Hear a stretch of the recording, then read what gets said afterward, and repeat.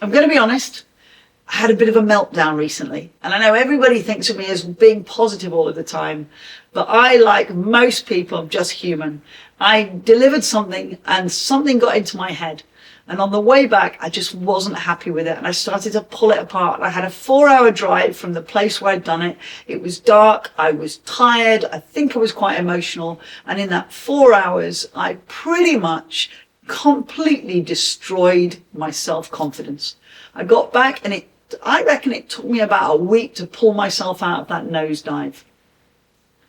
It's frustrating when we do that. I'm sure I am absolutely not the only one who has done that. It's just that I really feel I should know better. But I was reminded of a quote by Seneca that said, "We suffer more in our imaginations than we do in reality." In a later conversation with the client, they were perfectly happy. It had done what they needed it to do, and I'd been fine.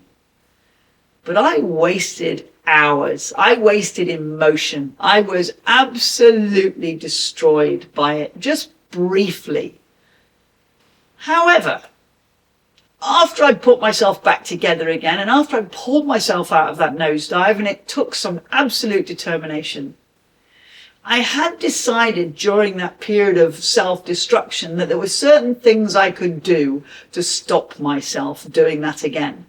So even during those times when we destroy ourselves in our imagination, and by the way, I'm not recommending we do that, but I still didn't want to lose those lessons. So I decided it could be useful. So I made a plan and I put those plans in place. But the first plan I needed was the one I had to put into place, which was stop the nosedive, get control of our imaginations, have as much self-discipline in our head as we do with our physical ability, the times when you eat the right stuff and you do the right exercise. Let's be self-disciplined about that and notice when we are suffering more in our imagination than we are in reality.